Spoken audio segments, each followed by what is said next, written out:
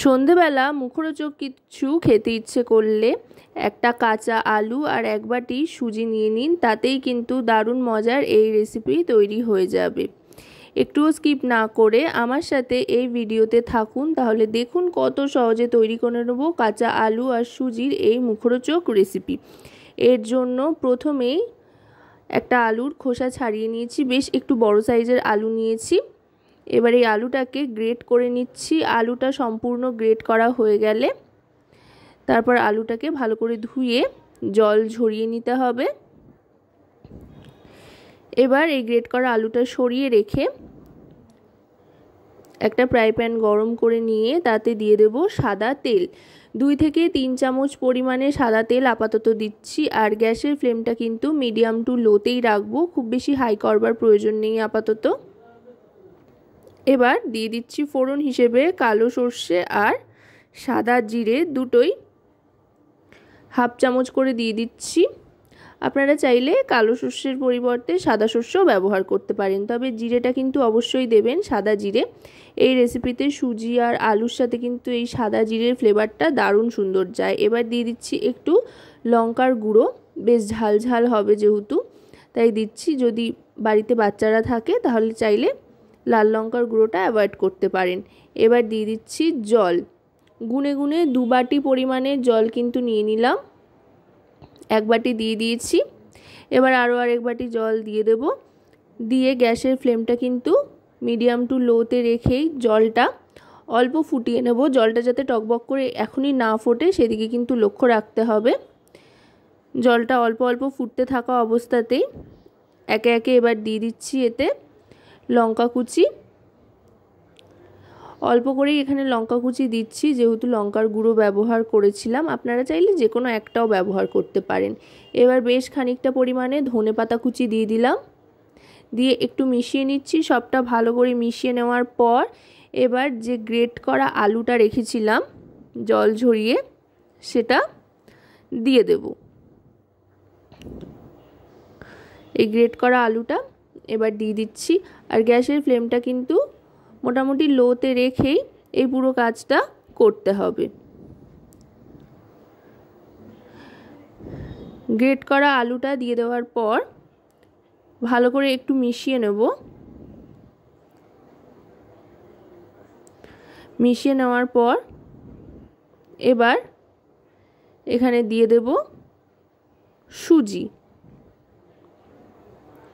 1 বাটি পরিমাণে সুজি দিয়ে দিচ্ছি। আগেই বলেছিলাম যেই বাটিতে পরিমাপ করে 2 বাটি জল দিয়েছি সেই বাটিতে পরিমাপ করে সুজিটা দিয়ে দিলাম।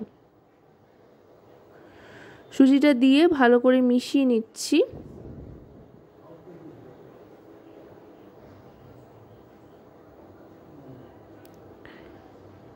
দেখুন আস্তে আস্তে কিন্তু এটা একটা মন্ডের আকার ধারণ করছে।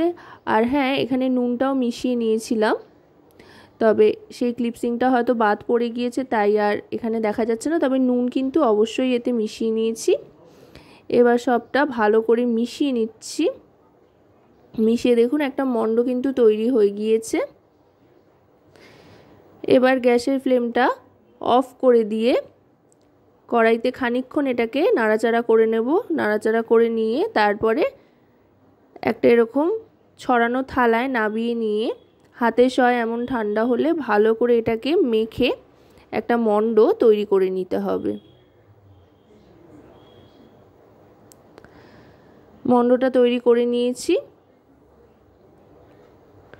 মন্ডটা তৈরি করে নিয়ে এবার আস্তে আস্তে হাতের সাহায্যে এটাকে চারধারে এভাবে ছড়িয়ে দিতে হবে। ছড়িয়ে নেওয়ার পর এবার যেটা করব সেটা একটা ছুরি নিয়ে নেব। ছুরিতে ভালো করে তেল মাখিয়ে নেব। এটা চারধারে ছড়িয়ে নিয়েছি। এটা কিন্তু এখন একেবারে ঠান্ডা হয়ে গিয়েছে, একটু আর গরম নেই। একেবারে ঠান্ডা করে নিয়ে তারপরেই কিন্তু একটা ছুরি নিয়ে ছুরিতে ভালো করে তেল মাখিয়ে নেব। মাখিয়ে নিয়ে তারপরে এটাকে পিস পিস করে কেটে নেব। আমি চৌকো চৌকো টুকরো করে কাটবো। আপনারা চাইলে আপনাদের পছন্দ মতো ত্রিকোণ বা বরফি যে কোনোভাবেই কিন্তু কেটে নিতে পারেন। তবে খুব বেশি বড় করবার প্রয়োজন নেই, মাঝারি সাইজের হলেই কিন্তু সুবিধা হয় বেশি, দেখতেও সুন্দর হয় আর তাতে তৈরি করতেও অনেক বেশি সুবিধা হবে আর কি। এবার এইভাবে প্রত্যেকটা কেটে নিচ্ছি। আশা করব রেসিপিটি আপনাদের ভালো লাগবে। ভালো লাগলে অবশ্যই রান্নাবাটি চ্যানেলটিকে সাবস্ক্রাইব করে লাইক শেয়ার কমেন্টের মাধ্যমে আমাদের পাশে থাকবেন আর পাশে থাকা বেল আইকনটি অন করে দেবেন সবার আগে সমস্ত রকম নতুন রান্নার নোটিফিকেশান পাওয়ার জন্য, কারণ আপনাদের নিয়ে আপনাদের জন্যই কিন্তু আমাদের চ্যানেল রান্নাবাটি। তাই আপনাদের প্রত্যেকটা লাইক শেয়ার কমেন্ট কিন্তু আমাদের কাছে খুবই গুরুত্বপূর্ণ এবং আমাদের কাছে খুবই উৎসাহদায়ক। আপনাদের প্রত্যেকটা লাইক শেয়ার কমেন্ট কিন্তু আমাদের নতুন নতুন ভিডিও তৈরি করতে অনেক অনেক উৎসাহ দেয়। আর আপনাদের প্রত্যেকটা কমেন্ট কিন্তু খুবই গুরুত্বপূর্ণ। আপনাদের মতামত অবশ্যই কমেন্টের মাধ্যমে কিন্তু আমাদের জানাতে ভুলবেন না। দেখুন কথায় কথায় কিন্তু প্রত্যেকটা কাটা হয়ে গিয়েছে। ঠিক এরকম কেটে নিয়ে চারধারটা একটু ঠিকঠাক করে নিচ্ছি। ঠিক এরকম দেখতে হবে প্রত্যেকটা। এবার প্রত্যেকটা কেটে একটা থালায় আলাদা আলাদা করে রেখে নিয়েছি। এবার যেটা করব সেটা কড়াইতে সাদা তেল আগে ভালো করে গরম করে নিতে হবে। সাদা তেল আগে গরম করে নিয়ে হাই ফ্লেমে, তারপর গ্যাসের ফ্লেমটা মিডিয়ামে রেখে একটা একটা করে ছেড়ে দিচ্ছি এই নাস্তাগুলো।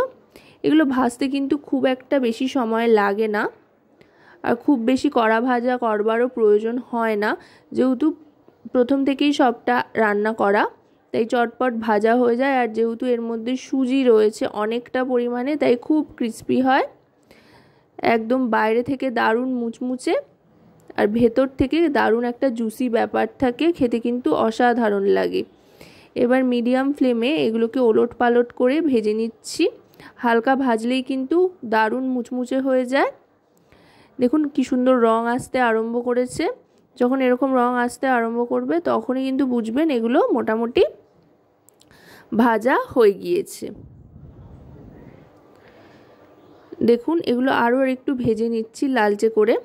আপনারা চাইলে কিন্তু এগুলো হাফ ফ্রাই করে স্টোর করে রেখে দিতে পারেন, আবার যখন খাবেন তখন নিয়ে ফুল ফ্রাই করে নিতে পারেন, তাতেও কিন্তু দারুণ মজা লাগে আর সহজে তৈরিও হয়ে যায়। চা কফির সাথে বা শুধু শুধু যে কোনোভাবেই কিন্তু আপনারা এটা খেতে পারেন। তো এবার আমি প্রত্যেকটাভাবে ভেজে সার্ভ করে দিচ্ছি টমেটো কেচাপের সাথে। আপনারা আপনাদের পছন্দ মতো যে কোনো কেচাপ সসের সাথে কিন্তু এটা সার্ভ করতে পারেন। তো আজকের এই রেসিপি আপনাদের কেমন লাগলো অবশ্যই কিন্তু কমেন্টের মাধ্যমে জানাবেন।